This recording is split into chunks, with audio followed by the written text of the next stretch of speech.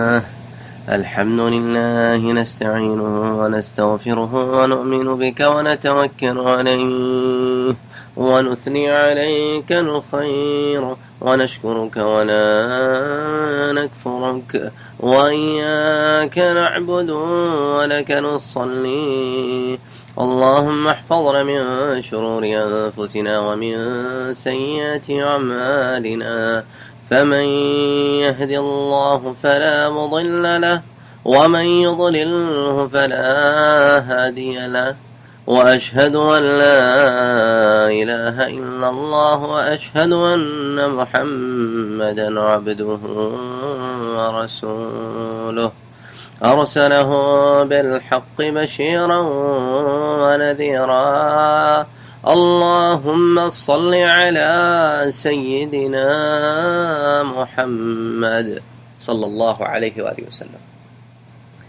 پچھلے درس میں ہم یہاں تک پہنچے تھے کہ مسلمانان مدینہ نے اپنا رخ بدلا قافلے کی طرف سے لشکر کی طرف، اور چلتے چلتے چلتے بدر کے مقام پر آئے اور عدوۃ الدنیا کی طرف ٹھہرے، جبکہ کفار عدوۃ القصویٰ میں ٹھہرے۔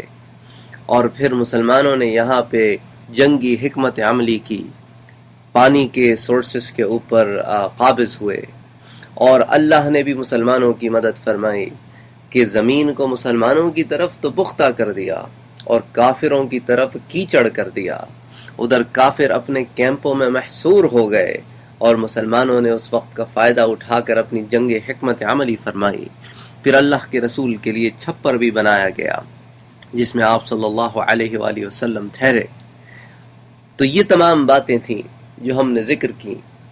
اب انشاءاللہ ہم بدر کی جنگ کی طرف آئیں گے کہ میدان بدر میں کیا واقعات ہوئے، کہ جب وہ صبح ہوئی جس صبح حق و باطل کے درمیان اللہ سبحانہ و تعالی نے فیصلہ فرمانا تھا۔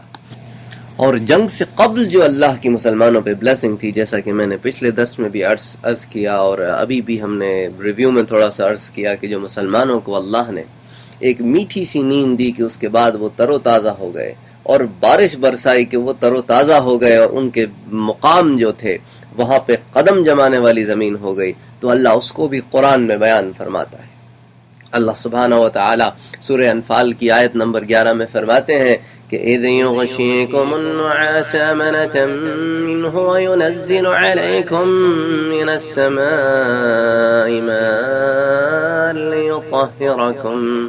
ليطهركم به ويذهب عنكم الرجز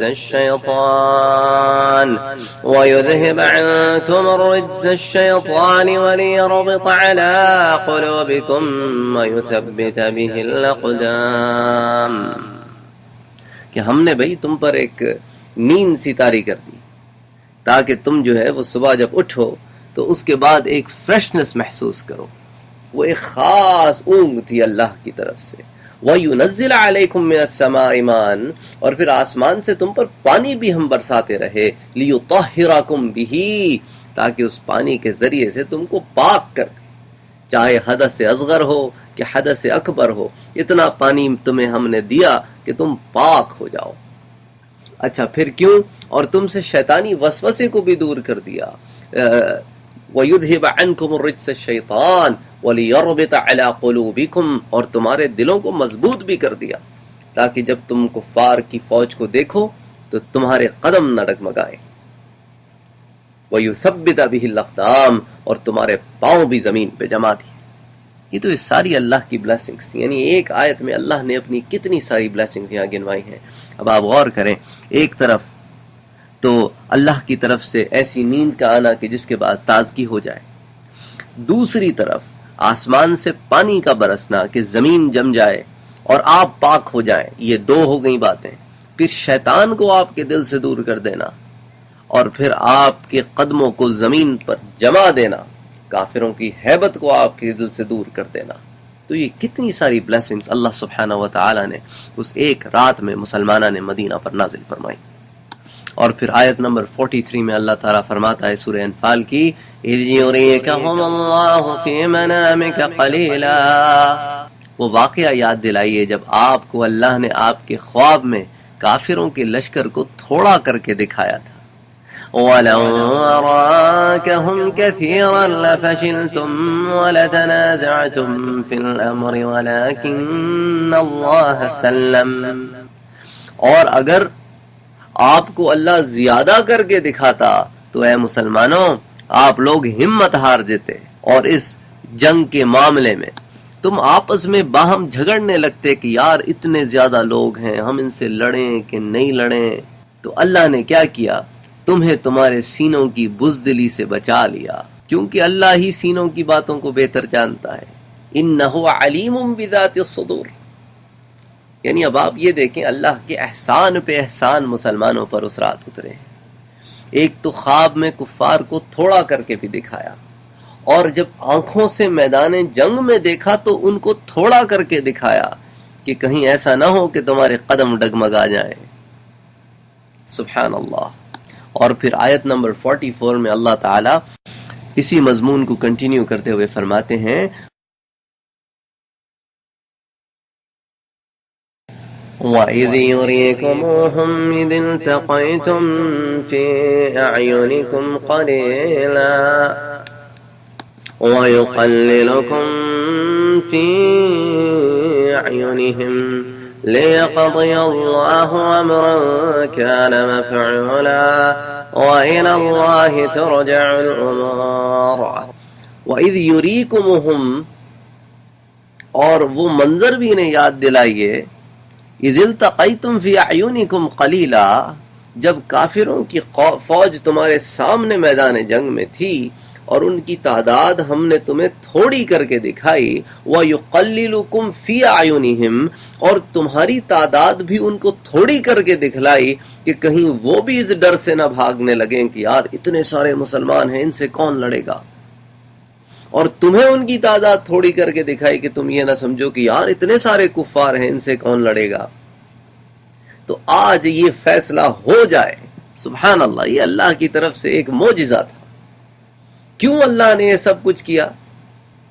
لِيَقْضِيَ اللَّهُ أَمْرًا كَانَ مَفْعُولًا. یہ اس لیے کیا اللہ نے کہ اس بھرپور جنگ کے نتیجے میں کفار کی شکست فاش ہو جائے اور آج وہ کام پورا ہو جائے جو اس کا اللہ نے فیصلہ کر لیا تھا. وَإِلَى اللَّهِ تُرْجَعُ الْأُمُورُ، اور بالآخر اللہ ہی کی طرف تو سارے کام لوٹائے جاتے ہیں. جمعے کا دن، کیونکہ جمعے کی رات کو تو یہاں آئے تھے نا، تو جمعے کا دن رمضان کی 17 تاریخ، ایک طرف مسلمانوں کا لشکر، ایک طرف کفار کا لشکر، اور آج اللہ حق و باطل کے درمیان فیصلہ کر دینا چاہتا تھا.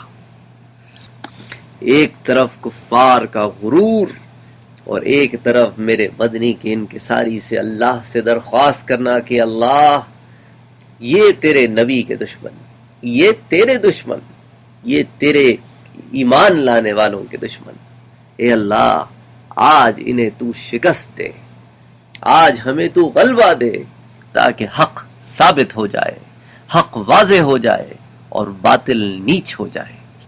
غرض میرے مدنی محمد مصطفیٰ صلی اللہ علیہ وآلہ وسلم نے مسلمانوں کی صفیں درست کرنی شروع کی. آپ صلی اللہ علیہ وآلہ وسلم کے ہاتھ میں ایک تیر تھا جس سے آپ صفیں درست کرتے جا رہے تھے. یہاں پر ایک اتنا خوبصورت اور عجیب واقعہ پیش آیا کہ سبحان اللہ، کہ میرے مدنی کے ایک صحابی ہیں حضرت سواد بن غزیہ رضی اللہ تعالی عنہ. یہ صف میں کھڑے تو تھے لیکن تھوڑا آگے تھے، تو اللہ کے رسول صلی اللہ علیہ وآلہ وسلم نے تیر سے ایسے ہلکا سا پیچھے سے نا ان کو ایسے ٹوچا، ایسا اندر ہلکا سا چبایا محبت سے کہ اس سے کوئی خراش بھی نہیں لگتی اور نہ کوئی چوٹ آتی ہے، کہ بھئی دیکھو تم سب سے آگے نکل گئے، پیچھے ہو جاؤ، سیدھے ہو جاؤ. تو جب اللہ کے رسول صلی اللہ علیہ وآلہ وسلم آگے بڑھنے لگے تو فوراً سواد نے کہا یا رسول اللہ اوجعتنی وقد بعثک اللہ بالحق والعدل فعاقدنی. یا رسول اللہ آپ نے مجھ کو درد دیا ہے، وقد بعثک اللہ بالحق والعدل، اور آپ کو تو اللہ نے حق اور عدل کے ساتھ بھیجا ہے، فعاقدنی، میری اس چوٹ کا بدلہ دیجئے. اللہ اکبر. اور سامنے بھی تو پھر عدل تھا نا، عدل کا پہاڑ تھا. آپ صلی اللہ علیہ وآلہ وسلم نے اپنے پیٹ سے پیراہن یعنی کپڑا اٹھایا اور سواد سے کہا کہ سواد بدلہ لے لو. اللہ اکبر. سواد محمد مصطفیٰ صلی اللہ علیہ وآلہ وسلم کے پیٹ سے لپٹ گئے اور اس کو بوسہ دیا اور کہا کہ اللہ کے رسول صلی اللہ علیہ وآلہ وسلم میری اس بات کے کہنے کا اس کے سوا اور کوئی مقصد نہ تھا کہ آپ کا بوسہ لوں. سبحان اللہ سبحان اللہ. یہ محبت اب کہاں سے لے کے آئے؟ غرض میرے مدنی محمد مصطفیٰ صلی اللہ علیہ وآلہ وسلم صفوں کو درست کرنے کے بعد اپنے عریش یعنی اپنے چھپر میں تشریف لے گئے. وہاں حضرت ابو بکر صدیق رضی اللہ تعالی عنہ اللہ کے رسول کے ساتھ اندر داخل ہوئے اور سعد بن معاذ جو ہیں وہ تلوار لے کر باہر پہرا دینے لگے. ادھر قریش نے اپنا لشکر تیار کیا اور ان میں ایک آدمی تھا جس کا نام تھا عمیر بن وہب عجمی. اس کو انہوں نے بھیجا کہ جاؤ مسلمانوں کی تعداد کا اندازہ لگاؤ. تو عمیر بن وہب اپنے گھوڑے پہ سوار ہوا اور مسلمانوں کے لشکر کے ارد گرد گھومنے لگا. اس کے بعد جب وہ واپس آیا تو کہنے لگا کہ مجھے معلوم ہوتا ہے کہ ان کی تعداد 300 سے زیادہ نہیں ہے، لیکن مجھے تھوڑی سی اور مہلت چاہیے. میں چاہتا ہوں کہ تھوڑا سا اور مختلف علاقوں میں ایک چکر لگا کے آ جاؤں، کہیں ایسا نہ ہو کہ پیچھے ان کی کوئی اور ہیلپ چھپی بھی ہو، کوئی اور کمک کہیں سے آ رہی ہو. تو وہ اپنا گھوڑا لے کے دوڑا اور مختلف علاقوں میں گیا اور وہاں سے راؤنڈ لے کے واپس آیا اور کہنے لگا کہ نہیں معلوم ہوتا کہ ان کے ساتھ اور کوئی ہے، بس یہ 300 کے 300 ہی ہیں. لیکن ایک بات میں تمہیں واضح طور پر بتا دوں قریش کے سرداروں، یہ ہے تو 300 لیکن یہ جو مدینے کے اونٹ پر سوار ہے نا، ان کی آنکھوں میں صرف میں نے موت دیکھی ہے، تمہاری موت. ان میں سے ہر ایک میں نے یہ چیز دیکھی ہے کہ اس وقت تک نہیں مرے گا جب تک تم میں سے کئی کو نہ مار لے.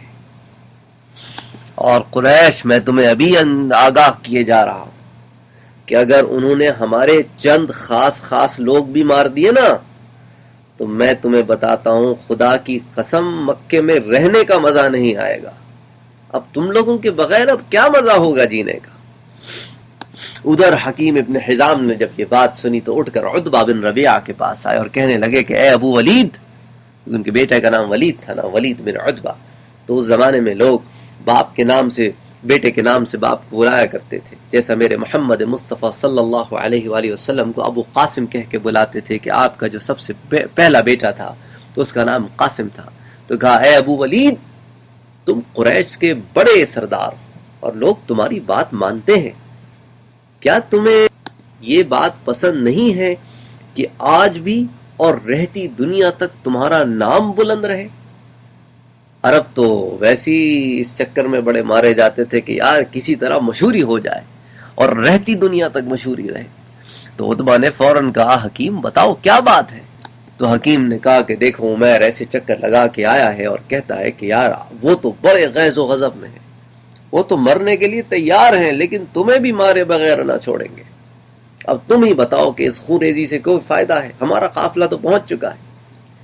تو جب عتبہ نے یہ بات سنی نا تو وہ فوراً کھڑا ہو گیا اور لوگوں کے سامنے لوگوں کو اکٹھا کر کے کہنے لگا کہ اے قریش، خدا کی قسم تمہیں محمد اور ان کے صحابہ سے جو جنگ کر رہے ہو نا کوئی فائدہ حاصل نہیں ہوگا.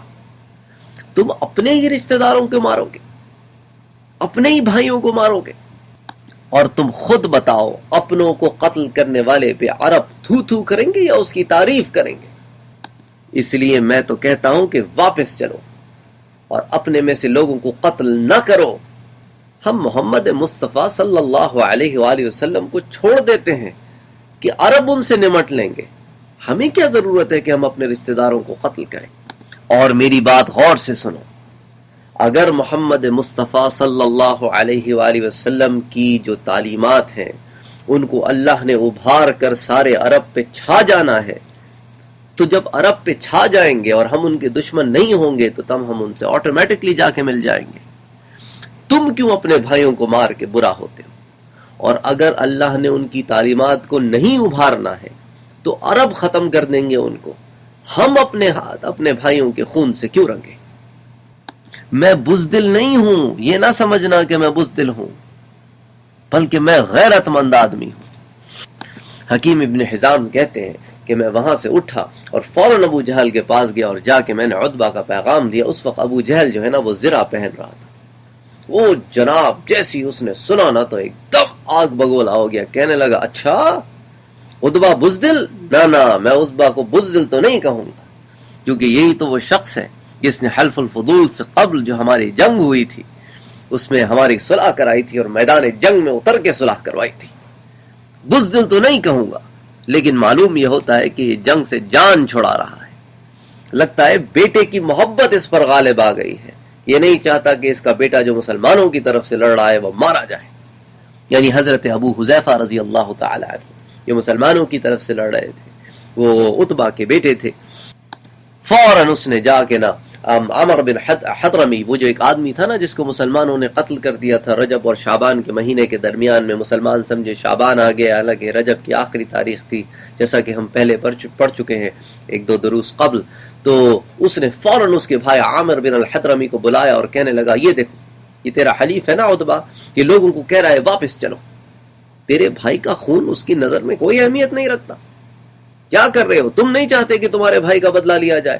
تو جناب عامر نے فوراً اپنے کپڑے پھاڑے اور چلاتا ہوا کیمپ میں آ گیا اور نعرے لگانے شروع کیے، لوگوں کیا تم میرے بھائی عمر بن الحضرمی کا خون ایسے ضائع جانے دو گے؟ کیا تم میں اتنی غیرت نہیں کہ اپنے میں سے لوگوں کا بدلہ لو؟ اور اس نے جناب لشکر کو ابھارنا شروع کیا. ادھر عتبہ کا خطبہ بھی ختم ہوا تھا تھوڑی دیر پہلے کہ قوم ابھی ٹھنڈی ہوئی تھی کہ چلو واپس چلتے ہیں. اس نے ان کو ابھارنا شروع کیا، جوش دلانا شروع کیا اور قوم پھر ایک دفعہ جنگ لڑنے کے لیے تیار ہو گئی. عتبہ نے کہا اللہ کے بندو، عمر بن حضرمی کا خون بہا کا ذمہ میں لیتا ہوں، وہ میرا حلیف ہے، میں قیمت ادا کر دیتا ہوں، جتنا مال چاہے مجھ سے مانگ لو لیکن واپس چلو. لیکن قوم کدھر ٹھہرتی؟ اب تو قوم جوش میں آ گئی تھی. اور یہاں میرے محمد مصطفیٰ صلی اللہ علیہ وآلہ وسلم اپنے کیمپ میں کھڑے دیکھ رہے ہیں کہ ایک آدمی ایک سرخ اونٹ پر سوار ہے، کبھی کیمپ میں ادھر جاتا ہے کبھی کیمپ میں ادھر جاتا ہے. تو آپ صلی اللہ علیہ وآلہ وسلم نے حکم دیا کہ حمزہ کو بلاؤ، کیونکہ حضرت حمزہ جو ہے وہ دشمن کے کیمپ کے سب سے قریب تعینات تھے. تو جب حضرت حمزہ کو بلایا گیا تو حضرت حمزہ جب تشریف لائے تو آپ نے پوچھا کہ حمزہ یہ سرخ اونٹ والا کون شخص ہے اور یہ کیا کہہ رہا ہے؟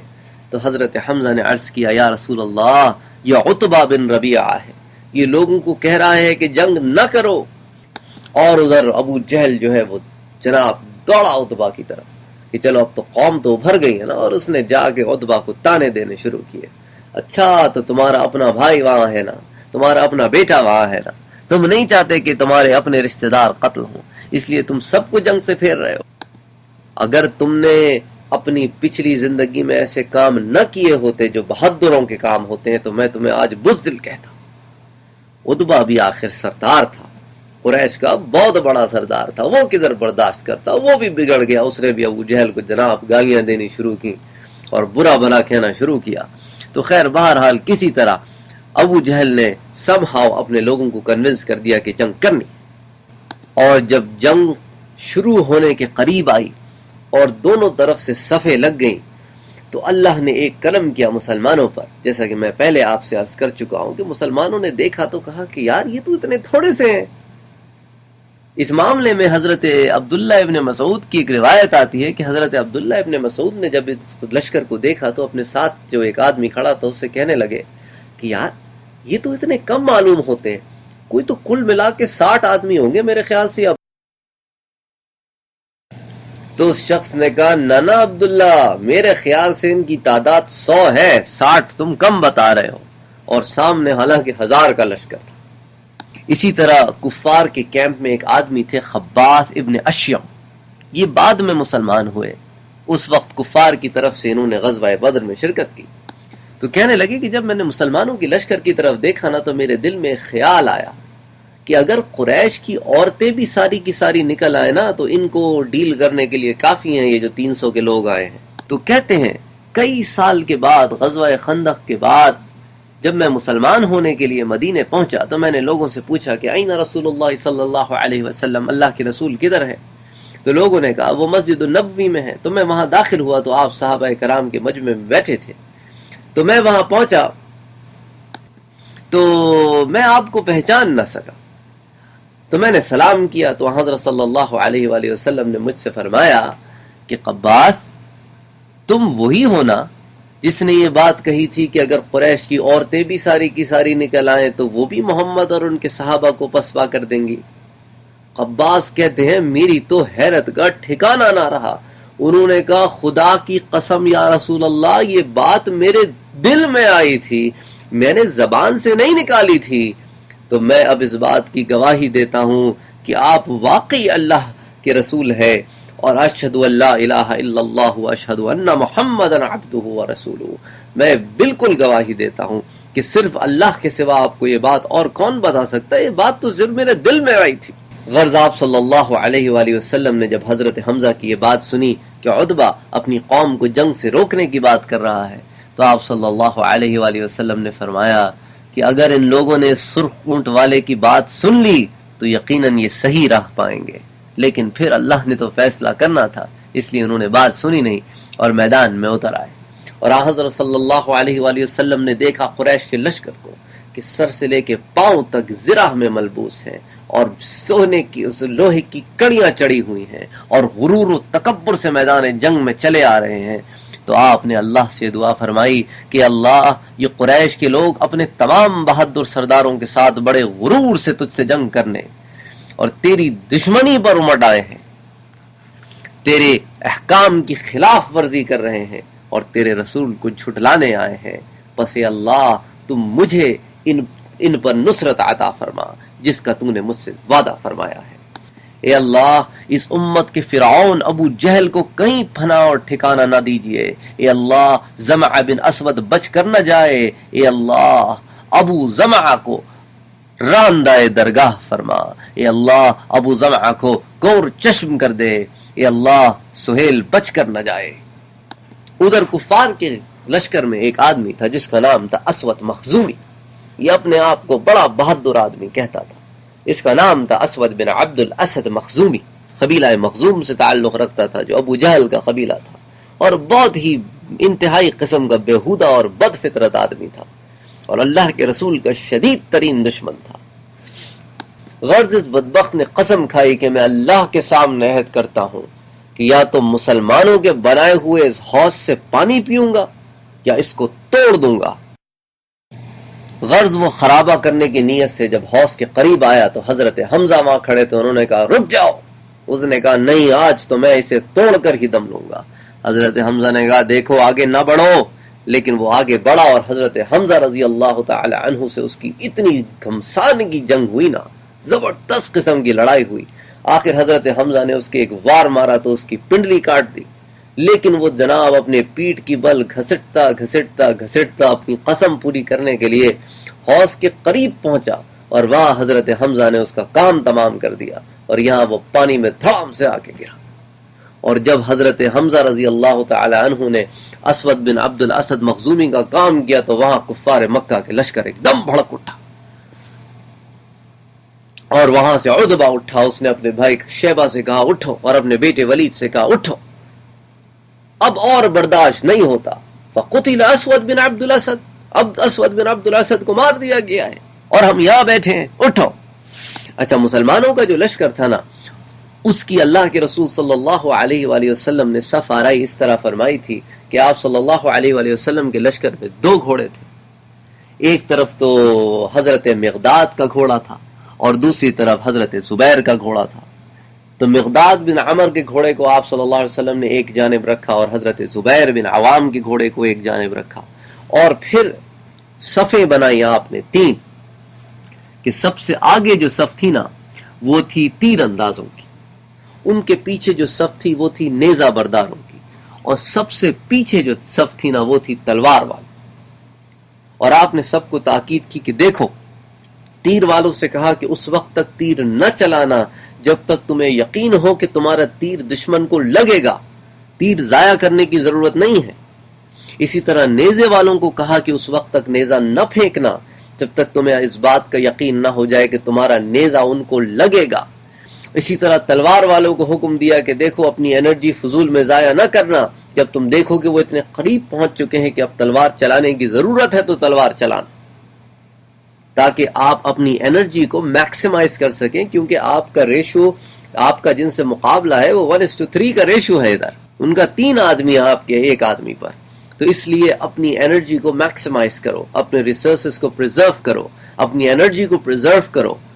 تو اسی لیے آپ صلی اللہ علیہ وآلہ وسلم نے ان کو یہ تاکید کی.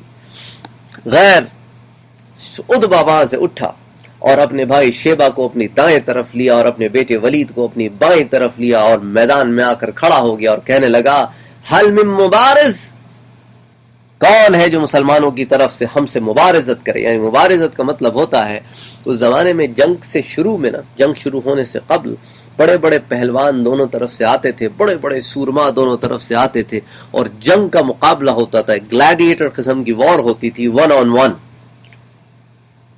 تو اس کے بعد جب ادھر کے سورما ادھر کے سورماؤں کو چت کر دیتے تھے تو اس کے بعد پھر جو ہے وہ اصل میں جنگ شروع ہوتی تھی. تو جنگ بھڑکانے کا یہ ایک طریقہ تھا ان کے پاس کہ جب اتنے بڑے بڑے سردار مارے گئے تو آٹومیٹکلی جوش آتا تھا اور قوم نکلتی تھی ان کا بدلہ لینے کے لیے. تو اس طرح کی اسٹریٹجی تھی ان کی. تو اس اسٹریٹجی کے تھرو، اسی اسٹریٹجی کے تھرو یہ بھی آیا اور اس نے کہا کہ حل من مبارزن. یہاں سے 3 انصاری نوجوان گئے، ایک تھے حضرت عوف اور ایک تھے حضرت معاذ. یہ حضرت حارث اور عفراء کے بیٹے تھے. اور تیسرے جو صحابی تھے وہ تھے حضرت عبداللہ بن رواحہ رضی اللہ تعالی عنہ. یہ شیروں کی طرح دھاڑتے ہوئے ان کے مقابلے پہ میدان میں آئے. تو عتبہ نے پوچھا تم کون ہو؟ انہوں نے جواب دیا رحتم من الانصار، ہم انصار میں سے ہیں. تو فوراً عتبہ کہنے لگا تم معزز لوگ ہو اور سرداروں کی ٹکر کے لوگ ہو، لیکن ہمیں تمہاری حاجت نہیں ہے، ہم تو یہاں پہ مہاجرین مکہ سے لڑنے آئے ہیں. تو فوراً اس نے ایک بلند آواز سے کہا یا محمد صلی اللہ علیہ وآلہ وسلم اخرج الینا اکفاءنا من قومنا، ہمارے ساتھ پنجہ آزمائی کے لیے ہماری قوم میں سے لوگ بھیجیں. اللہ کے رسول صلی اللہ علیہ وآلہ وسلم نے ان کا چیلنج قبول کیا اور آپ نے فرمایا قم یا عبیدہ، قم یا حمزہ، قم یا علی. اے عبیدہ اٹھو، اے حمزہ اٹھو، اے علی اٹھو. اور آپ نے اپنے یہ 3 شیر بھیجے ان لوگوں کے خلاف جو سر سے پاؤں تک زرہ میں ملبوس تھے، عتبہ، شیبہ اور ولید. ان سے مقابلے پہ آپ نے اپنے یہ 3 شیر بھیجے. پھر یہ تینوں آئے تو عتبہ نے پوچھا کہ now reveal your identities، بتاؤ تم لوگ کون ہو. تو انہوں نے بتایا کہ ہم حمزہ ہیں، عبیدہ ہیں اور علی ہیں. تو اس کے بعد عتبہ کہنے لگا نعم اکفاء کرام، تم بے شک معزز مد مقابل ہو اور واقعی ہمارے قوم میں سے ہو اور ہم تم سے واقعی لڑنا چاہتے. اب کیونکہ عبیدہ رضی اللہ تعالی عنہ سب سے زیادہ عمر والے تھے تو انہوں نے عتبہ کو للکارا، کیونکہ ان تینوں میں عتبہ سب سے زیادہ عمر والا تھا. اچھا، اس کے بعد حضرت حمزہ نے شیبہ کو للکارا اور حضرت علی نے عتبہ کے بیٹے ولید کو للکارا. جب حضرت حمزہ کی لڑائی ہوئی تو حضرت حمزہ نے تو جناب شیبہ کو سنبھلنے ہی نہ دیا. وہ جہاں کوئی وار کرتا یہ اس کا کاؤنٹر وار کرتے اور تھوڑی دیر میں انہوں نے شیبہ کا کام تمام کر دیا. ادھر حضرت علی رضی اللہ تعالی عنہ نے بھی ولید کو کوئی مہلت نہ دی اور تھوڑی دیر میں کہ دونوں جو ہے وہ واصل جہنم ہوئے. اور دوسری طرف حضرت عبیدہ اور عتبہ کی جناب زبردست قسم کی لڑائی ہوئی تلواروں کی. اور آخر حضرت عبیدہ نے عتبہ کے ایک وار مارا جس سے وہ زخمی ہو گیا. تو اس نے جب کاؤنٹر وار کیا تو حضرت عبیدہ کی ٹانگ کٹ گئی اور آپ زمین پر گر گئے. اور عتبہ نے چاہا کہ حضرت عبیدہ کو شہید کر دے اور اس نے اپنی تلوار اٹھائی. تو اس وقت حضرت حمزہ اور حضرت علی چونکہ شیبہ اور ولید سے فارغ ہو گئے تھے، انہوں نے اچانک ایک دم سے عتبہ پہ حملہ کیا اور اس کا کام تمام کر دیا اور حضرت عبیدہ کو اٹھا کر اپنے کیمپ میں لے گئے. اور جہاں محمد مصطفیٰ صلی اللہ علیہ وآلہ وسلم کھڑے تھے وہاں لا کے ان کو لٹا دیا. تو آپ نے حضرت عبیدہ کو اپنی گود میں لیا اور حضرت عبیدہ نے حضرت صلی اللہ علیہ وآلہ وسلم سے کہا کہ یا رسول اللہ، اگر ابو طالب مجھے آج اس حالت میں دیکھ لیتے تو انہیں پتہ چل جاتا کہ ان کے اشعار کا آج میں نے حق ادا کر دیا ہے. ایکچولی ہوا یہ تھا کہ جب کفار مکہ نے مکے میں حضرت صلی اللہ علیہ وآلہ وسلم کو نقصان پہنچانے کی دھمکیاں دیں تو یہ وہ وقت تھا کہ ابو طالب نے اس زمانے میں کچھ شعر کہے اور وہ شعر تھے کہ کذبتم وبیت اللہ نبزی محمدا ولما نطاعن حولہ ونناضل. اے مشرکوں، تم جھوٹ بولتے ہو. کذبتم، تم جھوٹ بولتے ہو، تم یہ کہتے ہو کہ ہم محمد کو چھوڑ دیں گے اور تمہارے حوالے کر دیں گے اور تم سے جنگ نہیں کریں گے۔ سن لو، ہم انہیں تمہارے حوالے ہرگز نہیں کریں گے۔ وَنُسْلِمُهُ حَتَّى نَصَرَّعَ حَوْلَهُ وَنَذْهَلُ عَنْ أَنْبَائِنَا وَالْحَلَائِلِ، اور سن لو، ہم ہرگز ان کو تمہارے حوالے نہیں کریں گے، تمہیں ہماری لاشوں کے ڈھیر پر سے گزرنا ہوگا۔ ہم ان کی حفاظت میں اپنے بیٹوں کو اور اپنی بیویوں کو تک قربان کر دیں گے، لیکن ہم ان کی حفاظت کریں گے۔ تو انہی اشعار کی طرف حضرت عبیدہ جو ہے وہ ذکر کرتے ہوئے کہا کہ اللہ کے رسول، میں نے ابو طالب کی بات آج سچ کر دی، ان کے شعروں کا حق ادا کر دیا۔ اور اس کے بعد اللہ کے رسول صلی اللہ علیہ وآلہ وسلم نے کہا، یا عبیدہ اشہد انک شہید، میں گواہی دیتا ہوں تم شہید ہو۔ اور پھر یہی ہوا کہ تھوڑے عرصے کے بعد دوران سفر حضرت عبیدہ رضی اللہ تعالی عنہ شہید ہو گئے اور مدینے پہنچنے بھی نہ پائے۔ اور یہی وجہ تھی کہ جب عتبہ، شیبہ اور ولید، ان کے قتل کی خبر ابو سفیان کی جو بیوی تھی نا اس کو ملی، ہندہ، کیونکہ وہ عتبہ کی بیٹی تھی، تو اس نے اس وقت یہ نظر مانی تھی اور اس نے یہ قسم کھائی تھی کہ میں حضرت حمزہ کا کلیجہ نکال کر چباؤں گی، جیسا کہ اس کی تفصیل ہم انشاءاللہ غزوہ احد میں پڑھیں گے۔ ادھر یہ حال ہے، ادھر ساتھ ساتھ میرا مدنی محمد مصطفیٰ اللہ سے دعا کر رہے ہیں، اللہم انجز لی ما وعدتنی، اللہم انشدک عہدک ووعدک، اے اللہ تو نے مجھ سے جو وعدہ کیا ہے اسے پورا فرما دے، اللہ تو نے جو مجھ سے وعدہ کیا ہے اسے پورا فرما دے۔ حضرت عبداللہ سے مروی ہے، وہ کہتے ہیں کہ میں نے اس شدت اور قوت سے اللہ سے اپنے حق کا واسطہ دیتے ہوئے کسی کو دعا مانگتے ہوئے نہیں سنا، جس شدت و قوت سے اللہ کے رسول اس روز اللہ کو اللہ کے وعدے کا واسطہ دے دے کے دعا کر رہے تھے۔ اس کے بعد حضرت صلی اللہ علیہ وآلہ وسلم کا چہرہ اقدس چاند کی طرح چمک رہا تھا۔ پھر آپ نے فرمایا، میں کفار کی قتل گاہوں کو دیکھ رہا ہوں، اور ساتھ ساتھ جب آپ نے دیکھا کہ یہ لوگ آپس میں ایک دوسرے سے ٹکرا رہے ہیں اور میدان جنگ گرم ہو گیا ہے، تو آپ نے اللہ سے دعا کی، اللہم ان تہلک هذه العصابة اليوم لا تعبد، اللہم ان شئت لم تعبد بعد اليوم ابدا، یا اللہ اگر آج یہ تیری جماعت ہلاک ہو گئی نا 300 بندے کی، تو پھر تیری عبادت نہ کی جائے گی خالصتاً جیسا کہ تو چاہتا ہے۔ اور دعا مانگتے مانگتے محمد مصطفیٰ صلی اللہ علیہ وآلہ وسلم پہ یہ کیفیت طاری ہو گئی کہ آپ کے کندھوں سے چادر گر گئی۔ حضرت ابو بکر صدیق دوڑے اور آپ صلی اللہ علیہ وآلہ وسلم کی چادر کو درست کیا اور عرض کیا، اے اللہ کے رسول بس فرما دیجئے، اے اللہ کے رسول بس فرما دیجئے، آپ اپنے رب سے بڑے الہا کے ساتھ دعا فرما رہے ہیں۔ ادھر اللہ نے فرشتوں کو حکم دیا، اِذْ يُوحِي رَبُّكَ إِلَى الْمَلَائِكَةِ أَنِّي مَعَكُمْ فَثَبِّتُوا الَّذِينَ آمَنُوا سَأُلْقِي فِي قُلُوبِ الَّذِينَ كَفَرُوا الرُّعْبَ فَاضْرِبُوا فَوْقَ الْأَعْنَاقِ وَاضْرِبُوا مِنْهُمْ كُلَّ بَنَانٍ۔ اور جب آپ کے رب نے فرشتوں پہ وہی فرمائی کہ اذ یوحی ربک الی الملائکۃ انی معکم فثبتوا الذین آمنوا، میں تمہارے ساتھ ہوں، انی معکم فثبتوا الذین آمنوا، تو وہ جو اہل ایمان ہے نا تم جا کے ان کے قدم جماؤ، سألقی فی قلوب الذین کفروا الرعب، اور جو کافر ہیں ان کے دلوں میں میں رعب ڈال دوں گا۔ اور اللہ کے رسول صلی اللہ علیہ وآلہ وسلم کی طرف اللہ نے وہی بھیجی، انی ممددکم بِأَلْفٍ مِّنَ الْمَلَائِكَةِ مُرْدِفِينَ، میں 1000 فرشتوں سے آپ کی مدد کروں گا جو آگے پیچھے آئیں گے۔ اور میرے مدنی سرکار صلی اللہ علیہ وآلہ وسلم دعا فرما رہے ہیں اور جھپکی آ گئی۔ پھر آپ صلی اللہ علیہ وآلہ وسلم نے سر اٹھایا اور حضرت ابو بکر سے فرمایا کہ ابو بکر خوش ہو جاؤ، خوش ہو جاؤ، وہ دیکھو دور جو گرد و غبار اٹھ رہی ہے، فجاء جبریل، جبریل آ گئے ہیں، ومعہ الملائکہ، اور ان کے ساتھ آسمان کے فرشتے ہیں۔ سبحان اللہ، ابو بکر خوش ہو جاؤ، اللہ کی مدد آ گئی ہے۔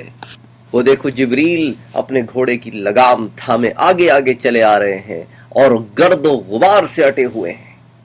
اس کے بعد اللہ کے رسول صلی اللہ علیہ وآلہ وسلم اپنے چھپر کے دروازے سے باہر آئے اور آپ نے زرہ پہن رکھی تھی اور آپ آگے بڑھتے چلے جا رہے تھے اور فرما رہے تھے سَيُهْزَمُ الْجَمْعُ وَيُوَلُّونَ الدُّبُرَ، ان قریب یہ جتھا شکست کھا جائے گا اور پیٹ پھیر کر بھاگے گا۔ اور پھر میرے مدنی سرکار صلی اللہ علیہ وآلہ وسلم نے اپنے ہاتھ میں مٹی اٹھائی اور کافروں کی طرف پھینکی اور ہر ایک کے سر پہ جا کے پڑی۔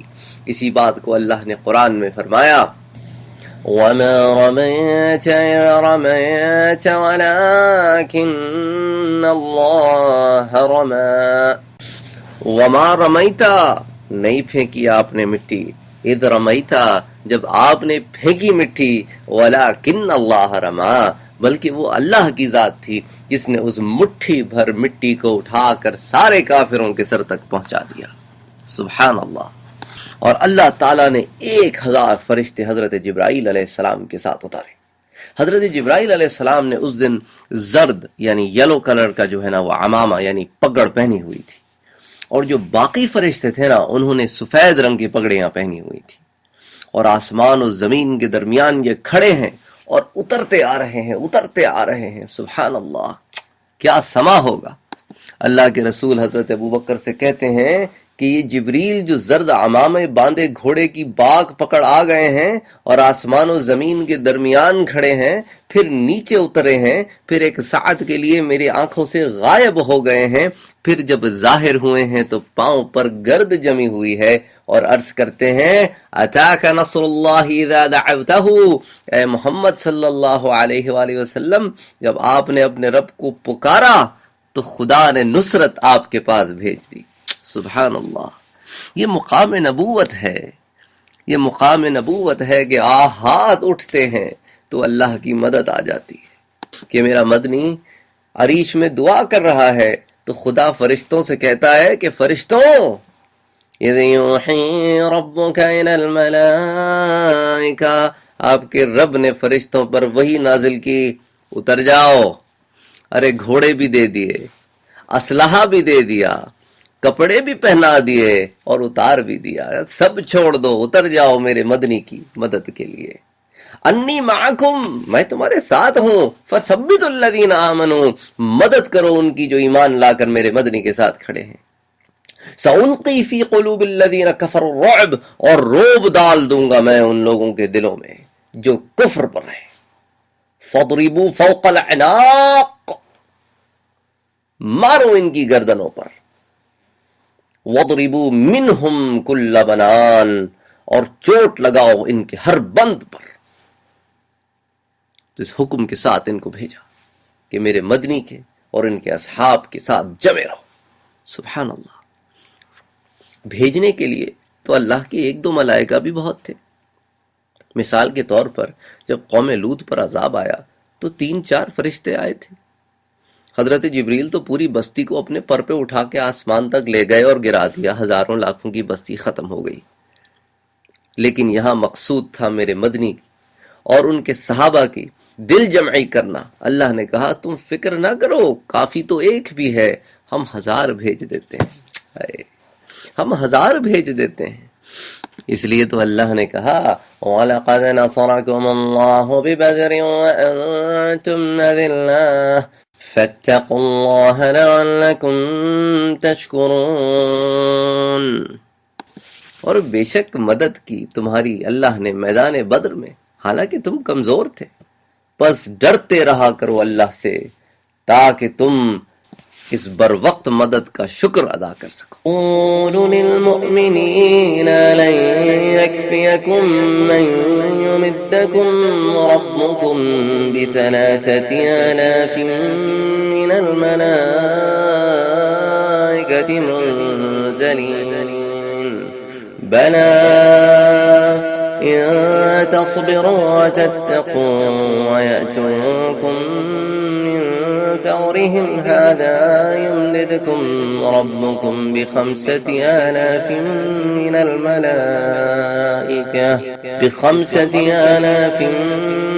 الملائكة مسومين وما جعله الله إلا بشرى لكم ولتطمئن قلوبكم به وما النصر إلا من عند الله العزيز الحكيم.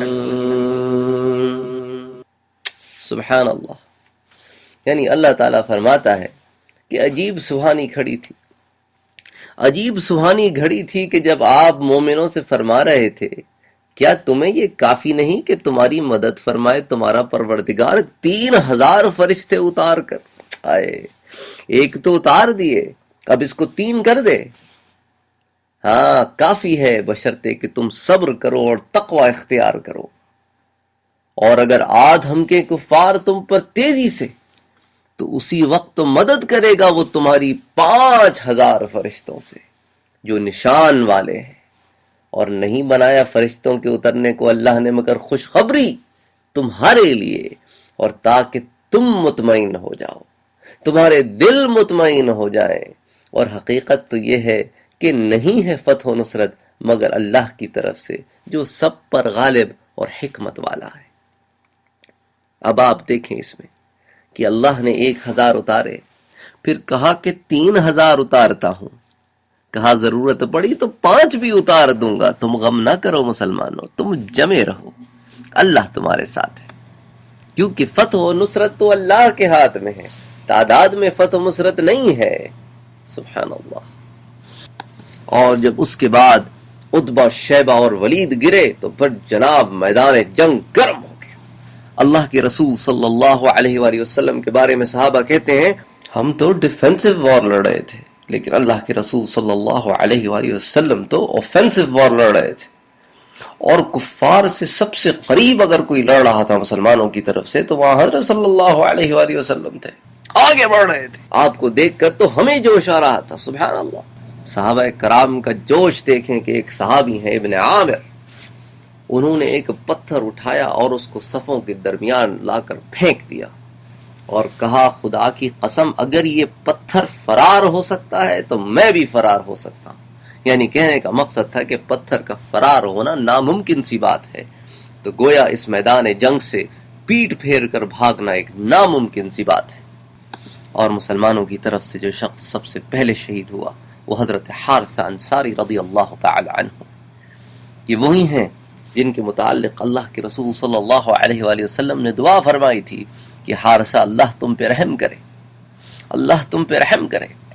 اور یہی ہوتا تھا جس کے لیے آپ دعا فرماتے تھے، پھر اس کو اللہ شہید ہی فرماتا تھا. تو خیر بہرحال حضرت حارثہ انصاری کنویں پر پانی پینے پہنچے کہ ان کو ایک تیر آ کر لگا اور وہ شہید ہو گئے.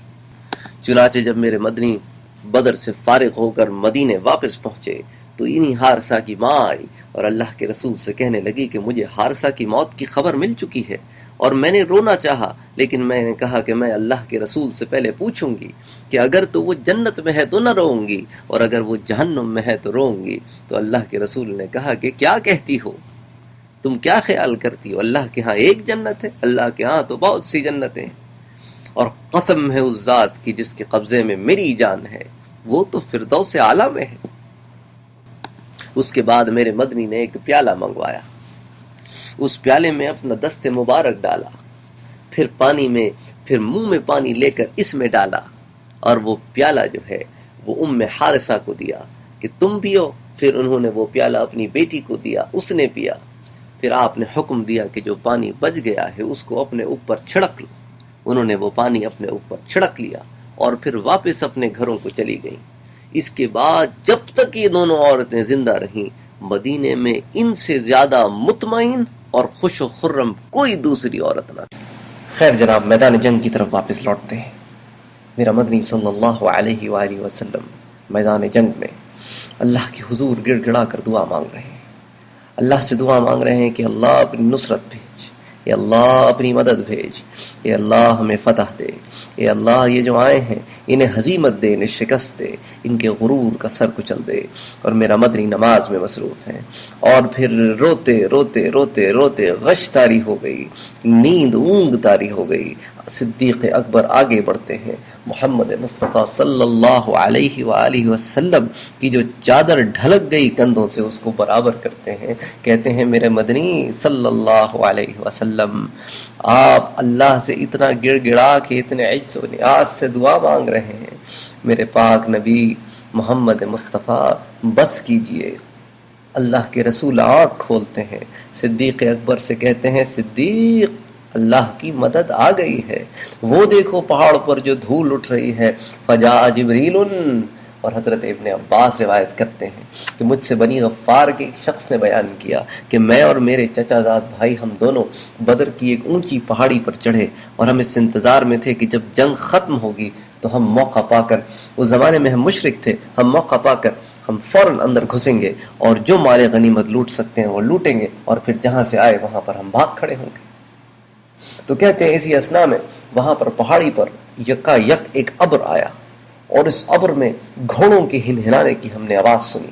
پھر ایک کہنے والے کو ہم نے سنا کہ اقدم حیزم، اتنی زور سے وہ آواز تھی کہ میرے چچا زاد بھائی کا تو وہیں ہارٹ فیل ہو گیا اور وہ وہیں ختم ہو گیا، اور میں وہاں بیٹھا تھا اور میری بھی حالت بڑی خراب تھی۔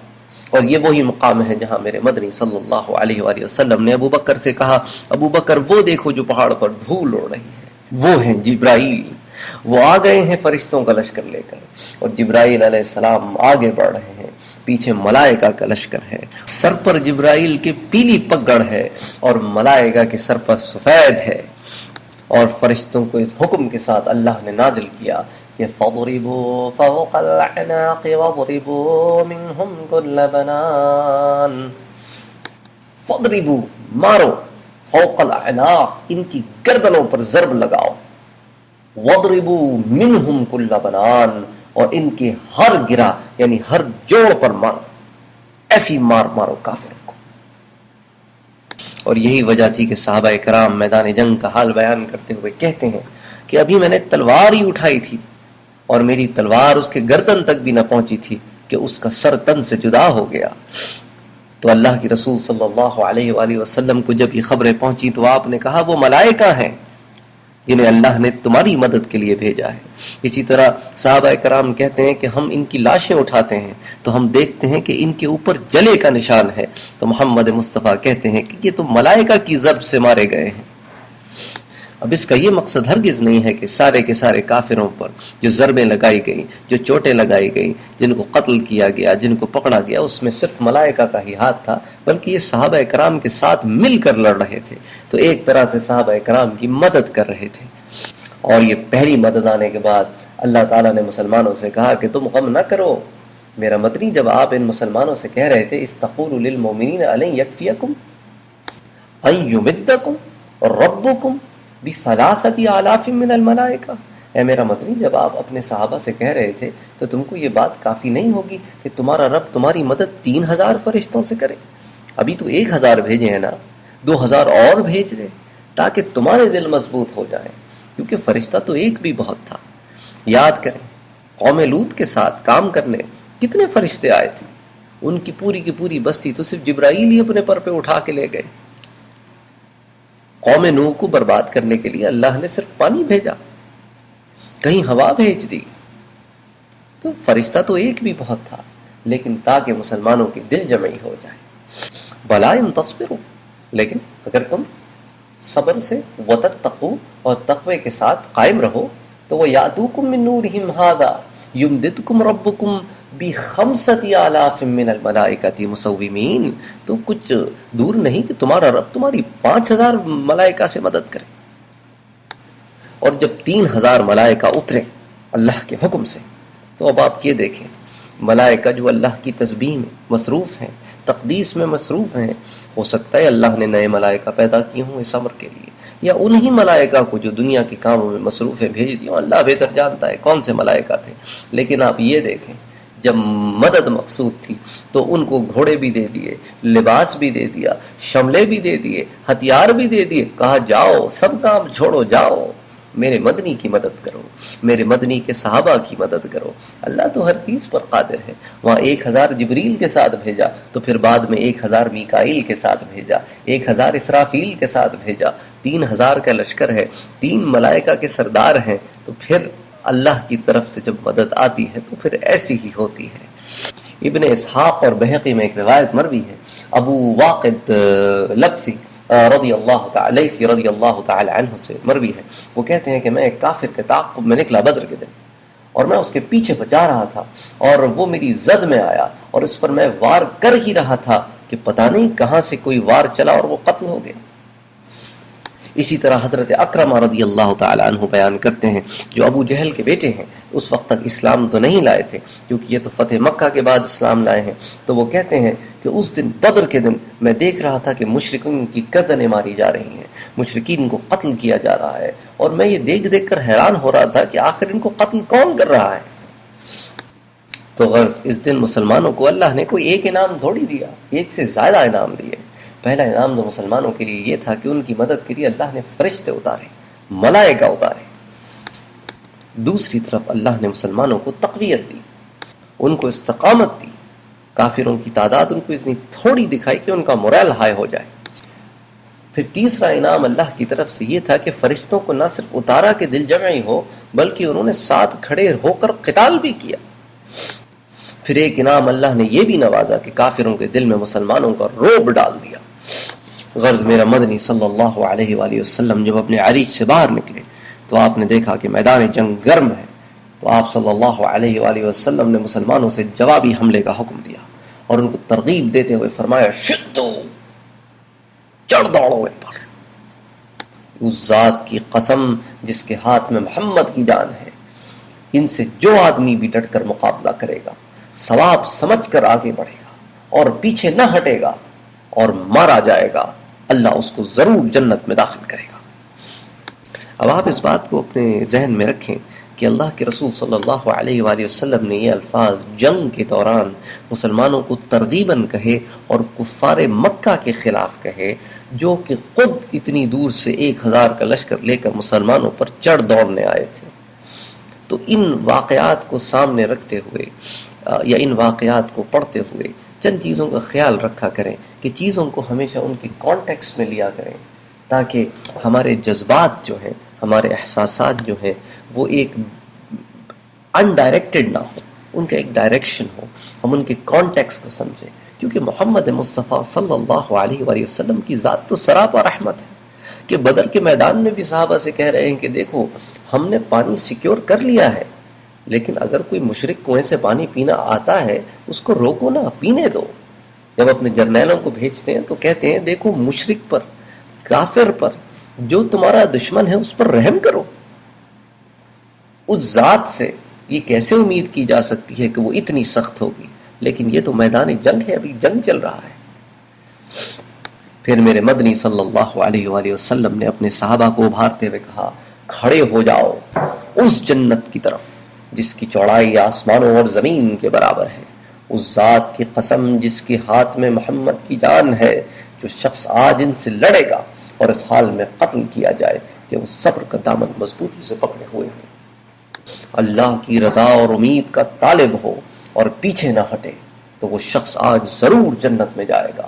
تو اس طرح کے الفاظ جب عمیر بن حمام نے سنے، یہ اس وقت کھجوریں کھا رہے تھے، نہ ایک ایسا وقت تھا کہ ابھی صحابہ کرام کی صحیح طور پر تربیت و تعلیم نہیں ہوئی تھی کہ جب محمد مصطفیٰ بات کر رہے ہوں تو تم نے کس تربیت سے بیٹھنا ہے، کیا عمل کر سکتے ہو، کیا عمل نہیں کر سکتے ہو، ابھی تو ابتدائی دور ہے۔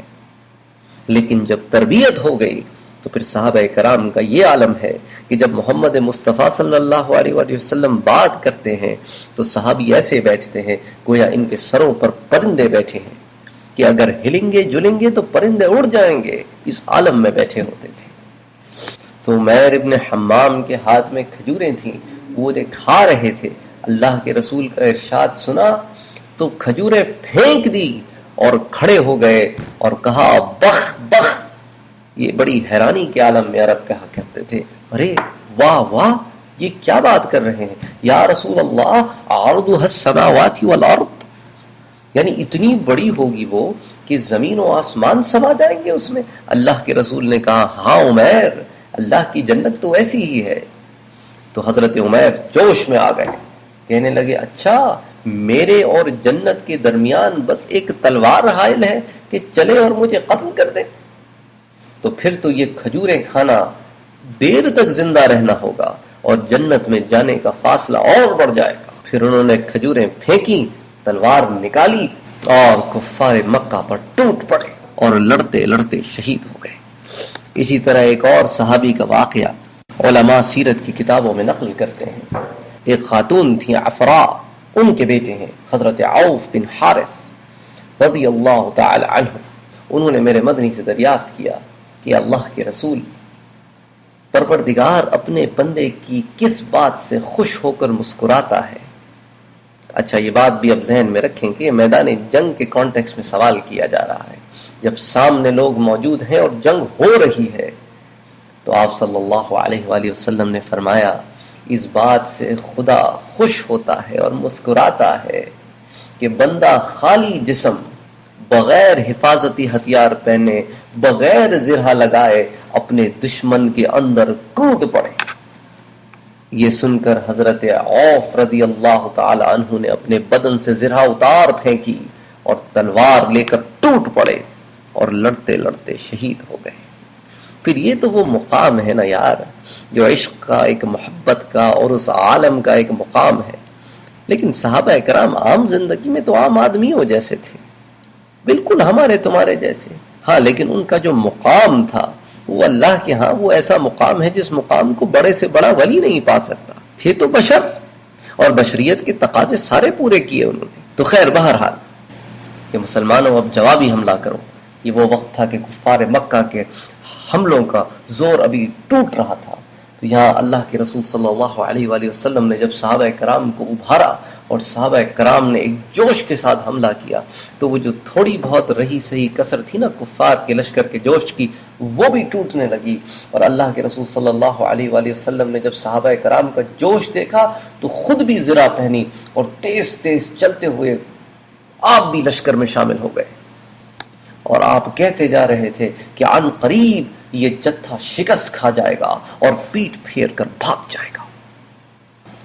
صحیح مسلم میں ابن عباس سے مروی ہے کہ ایک مسلمان مرد ایک مشرک کے پیچھے دوڑا، اوپر سے کوڑے سوار کی آواز سنائی۔ اس کے بعد جب اس مشرک پر نظر پڑی تو دیکھتے کیا ہے کہ وہ مشرک زمین پر چت پڑا ہوا ہے اور اس کی ناک اور چہرہ کوڑے کی زب سے پھٹ کر نیلا ہو گیا ہے۔ انصاری نے آ کر جب یہ تمام واقعہ محمد مصطفیٰ صلی اللہ علیہ وآلہ وسلم سے بیان کیا تو آپ نے سن کر فرمایا تم سچ کہتے ہو، یہ تیسرے آسمان کی مدد تھی۔ اسی طرح سہیل بن حنیف رضی اللہ تعالی عنہ کہتے ہیں کہ ہم نے بدر کے دن دیکھا کہ ہم میں سے کوئی شخص جب مشرک کی طرف اشارہ کرتا تو قبل اس سے تلوار اس تک پہنچتی، اس کا سر کٹ کر زمین پر گر جاتا۔ اور جیسا کہ ہم پچھلے درس میں پڑھ چکے ہیں کہ ابلیس بنفس نفیس سراقہ بن مالک کی گیٹ اپ میں کفار مکہ کے پاس آیا اور کہا کہ دیکھو تم بنو کنانہ کی طرف سے غم نہ کرو، وہ تم پر حملہ نہیں کریں گے بلکہ وہ تو تمہاری مدد کرنے کے پر تول رہے ہیں، اور میں سراقہ ابن مالک ضمانت دیتا ہوں اس بات کی کہ وہ تم پر حملہ نہیں کریں گے، اور اس بات کی ضمانت میں اس طرح دینا چاہتا ہوں کہ میں بھی تمہارے ساتھ چلتا ہوں۔ اور وہ بھی کفار مکہ کے لشکر کے ساتھ سراقہ بن مالک کی شکل میں وہاں پر پہنچا اور ان سے کہتا آ رہا تھا کہ تم غم نہ کرو، آج تم پر کوئی غالب نہیں آ سکتا، میں تمہارے ساتھ ہوں۔ جس کو قرآن کہتا ہے وہ کہتا تھا انی جار لکم، میں تمہارے ساتھ ہوں۔ جار ویسے تو عربی زبان میں پڑوسی کو بھی کہتے ہیں، لیکن وہ جو ساتھ کھڑا ہونا اس کو بھی جار کہتے ہیں، کیونکہ پڑوسی کا گھر بھی تو ساتھ لگا ہوتا ہے نا۔ تو انی جار لکم، میں تمہارے ساتھ کھڑا ہوں، تم کیوں کرتے ہو؟ لا غالب لکم اليوم، آج تم پر کوئی غلبت نہیں حاصل کر سکتا۔ اور میدان جنگ میں یہ ابلیس بدبخت اس وقت ابو جہل کے بھائی تھے جو اس وقت تک مشرک تھے، حارث ابن ہشام، یہ ان کا ہاتھ پکڑ کر کھڑا تھا میدان جنگ میں، اور یہ ایک انسان کی شکل میں لڑنے آیا تھا، لیکن جیسے ہی حضرت جبرائیل اور باقی ملائکہ کی اس پر نظر پڑی نا تو جناب اس کی تو حالت خراب ہو گئی اور بدحواس ہو کر وہ بھاگنے لگا۔ اس وقت ابو جہل کے بھائی حرس نے اس سے کہا کہ ابلیس، یعنی وہ تو سراقہ کے نام سے جانتے تھے، تو انہوں نے اس سے کہا کہ سراقہ، کیا تم واقعی ہمارے محافظ بن کر آئے تھے؟ تو اس وقت ابلیس بدبخت نے کہا کہ میں تم لوگوں سے بری الذمہ ہوں، میرا کوئی تعلق نہیں ہے تم سے، میں وہ دیکھ رہا ہوں جو تم نہیں دیکھ سکتے، میں اللہ سے ڈرتا ہوں، وہ بہت سخت عذاب دینے والا ہے۔ حارث ابن ہشام نے اس کا ہاتھ اور مضبوطی سے پکڑ لیا اور کہا سراقہ، جو میں دیکھ رہا ہوں وہ میں تمہیں بتاتا ہوں، میں تو صرف یہ دیکھ رہا ہوں کہ یثرب کی چمگادڑیں باہر آ گئی ہیں۔ حارث تو کسی طرح میرا ہاتھ چھوڑنے کو تیار نہیں ہے، تو اس نے جناب حارث کے سینے پر ہاتھ مار کر دھکا دے کر اس کو گرا دیا، اور جیسے ہی حارث زمین پر گرا نا تو ابو جہل کی اس پہ نظر پڑی، تو اس نے دیکھا کہ کس طرح سراقہ ابن مالک بھاگ رہا ہے، یعنی دراصل تو ابلیس تھا، وہ بھاگ رہا تھا، تو وہ فوراً لوگوں کی طرف متوجہ ہوا اور لوگوں کو ابھارتے ہوئے کہنے لگا کہ لوگوں سنو، تم سراقہ کی اس دغا بازی پر ہمت مت ہارنا، کیونکہ وہ تو پہلے سے محمد صلی اللہ علیہ وآلہ وسلم کے ساتھ ہے، وہ تو یہ سازش کر رہا تھا کہ یہاں آ کے ہمارا مورال توڑے۔ اور سنو، عتبہ، شیبہ اور ولید کے قتل پر بھی بد دل نہ ہونا، وہ تو جلد بازی کی وجہ سے مارے گئے، خدا کی قسم ہم میدان بدر سے اس وقت تک نہیں نکلیں گے جب تک محمد اور ان کے ساتھیوں کو رسیوں سے جکڑ نہ لیں۔ پھر وہ لوگوں سے پکار پکار کر کہنے لگا کہ دیکھو، اگر تم میں سے کسی کے ہاتھ کوئی محمد یا ان کا ساتھی آئے تو اسے قتل نہ کرنا بلکہ پکڑ لینا۔ کہتے ہیں کہ جب لوگ جو کفار مکہ بچ گئے بدر میں اور واپس مکے گئے تو انہوں نے دیکھا کہ سراقہ بن مالک مدلجی تو مکے میں آلریڈی موجود ہے، تو انہوں نے فوراً سراقہ کو پکڑ لیا اور کہا سراقہ، تم تو ہماری صفیں توڑ کر بھاگ آئے تھے اور تم نے ہمیں جنگ میں ناکام و نامراد کر دیا۔ سراقہ نے کہا خدا کی قسم مجھے تو پتہ بھی نہیں تم لوگ کدھر گئے تھے، نہ میں میدان بدر میں گیا تھا نہ مجھے معلوم ہے تم کدھر گئے تھے۔ خیر بہرحال لوگوں نے اس کی بات کا ہرگز یقین نہیں کیا، یہاں تک کہ یہ لوگ جب مسلمان ہو گئے تو انہوں نے اس بارے میں نازل ہونے والی وحی سنی، تب ان کو یقین آیا کہ واقعی سراقہ جو ہے وہ تو مکے میں ہی تھے یا بنو کنانہ کے علاقے میں ہی تھے، وہ اصل میں ابلیس تھا جو سراقہ کی شکل میں بدر تک آیا تھا اور وہاں سے پھر بھاگ گیا تھا۔ حضرت قتادہ رحمہ اللہ علیہ کہتے ہیں کہ ابلیس نے جو جملہ کہا نا کہ جو میں دیکھ رہا ہوں وہ تم نہیں دیکھتے، یہ بات تو اس نے بالکل سچ کہی، کیونکہ وہ تو ملائکہ کو دیکھ رہا تھا، لیکن جو اس نے یہ کہا نا کہ میں اللہ سے ڈرتا ہوں، وہ اس نے غلط بات کہی، کہ خدا کی قسم اس میں ذرا سا بھی خدا کا خوف نہیں۔ بے شک ڈرتا ہوں اللہ سے، لیکن حقیقتاً اگر اللہ سے ڈرتا ہوتا تو کبھی وہ کام نہ کرتا جو اس نے کیا، اور کبھی راندہ درگاہ نہ ہوتا، کبھی ابلیس نہ بنتا، کبھی لائن نہ بنتا۔ ایک علماء کی یہ رائے بھی ہے کہ ابلیس نے جو کہا نا کہ انی اخاف اللہ، میں اللہ سے ڈرتا ہوں، وہ کہتے ہیں کہ اس کو یہ ڈر ہوا کہ کہیں وہ دن جس کا اس نے اللہ سے وعدہ لیا تھا نا، اللہ نے کہا تھا ہاں میں تجھے مہلت دیتا ہوں ایک دن تک، اس دن کا علم میرے پاس ہے، تو وہ ڈرا کہ کہیں یہ وہ دن نہ ہو جس کا اللہ نے مجھے مہلت دی ہے، کہیں آج میرا خاتمہ نہ ہو جائے تو بھاگو یہاں سے۔ اسی طرح حضرت شیخ علی الخواس رحمہ اللہ علیہ کا ایک قول ہے، وہ کہتے ہیں کہ ابلیس بھی تو دراصل منافق ہی ہے، اور ہو سکتا ہے اس نے یہ بات نفاق میں کہی ہو، کہ منافق بھی جب کوئی بات کہتا ہے تو اس کے دل میں وہ بات نہیں ہوتی جس کو وہ بیان کر رہا ہوتا ہے، تو وہ کہتے ہیں یہ ابلیس کا نفاق تھا کہ اس نے زبان سے تو کہہ دیا کہ انی اخاف اللہ، لیکن دل میں اللہ سے نہیں ڈرتا تھا۔